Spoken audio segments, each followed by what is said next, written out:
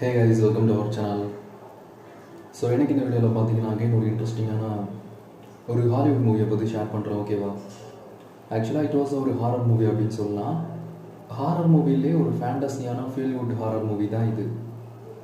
So உங்களுக்கு ஒரு ஃபன்னான கொஞ்சமாக ஹாரர் இருக்கிற ஒரு ஃபீல் குட் மூவி பார்க்கணும் அப்படின்னா இந்த மூவியை ட்ரை பண்ணி பார்க்கலாம். ஆக்சுவலாக இந்த மூவி பார்த்தீங்கன்னா நெட்ஃப்ளிக்ஸில் அவைலபிளாக இருக்குது. ஸோ டப்பிங்கும் அவைலபிளாக இருக்குது. வி ஹேவ் எ கோஸ்ட் அப்படிங்கிற நேமில் தான் இந்த ஒரு மூவி ரிலீஸ் பண்ணியிருந்தாங்க. ஸோ இந்த படத்தோட ஸ்டோரி என்ன அப்படின்னா,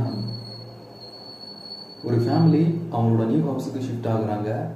அந்த ஹவுஸுக்குள்ளே அவங்க போகிறதுக்கு முன்னாடியே நெய்பர்ஸ்லாம் அந்த ஹவுஸில் கோஸ்ட் இருக்குது அப்படின்னு சொல்லி அவங்கள பயமுறுத்துகிறாங்க. அவங்களும் இதை கேஷுவலாக தான் எடுத்துக்கிறாங்க. ஆனால் உண்மையாகவே பார்த்தீங்கன்னா அந்த ஹவுஸோட டாப் ஃப்ளோரில் ஒரு கோஸ்ட் இருக்குது. அந்த கோஸ்ட் பயங்கரமாலாம் இருக்காது. அதோட லுக்கே பார்க்குறதுக்கு செம காமெடியாக ஃபன்னாக இருக்கும். ஸோ அதோட காஸ்டியூம்ஸ், அதுவும் இல்லாமல் ஒரு ஓல்டு கோஸ்ட் அப்படின்னு சொல்லலாம். ஸோ அந்த கோஸ்ட்டு ஃபஸ்ட் டைம் பார்த்தீங்கன்னா அவங்க சில திங்ஸ்லாம் டாப் ஃப்ளோருக்கு ஷிஃப்ட் பண்ணும்போது அந்த இடத்துக்கு வந்து அவங்கள பயமுறுத்த ட்ரை பண்ணுது. அந்த கோஸ்ட்டை பார்த்ததுமே மொத்த ஃபேமிலியுமே சிரிக்கிறாங்க. இப்போ அந்த கோஸ்ட்டும் ஃபீல் பண்ணிக்கிட்டு என்னை பார்த்தா அவங்களுக்கு பயமா இல்லையா அப்படின்னு கேட்கும்போது, உன்னை பார்த்தா எனக்கு சிரிப்பு தான் வருது அப்படின்னு சொல்லி ஃபன் பண்ணுறாங்க. அப்புறம் ஒரு ஷார்ட் டைம்லேயே அந்த கோஸ்ட்டும் அந்த ஃபேமிலியும் செம்ம க்ளோஸ் ஃப்ரெண்ட்ஸ் ஆகுறாங்க.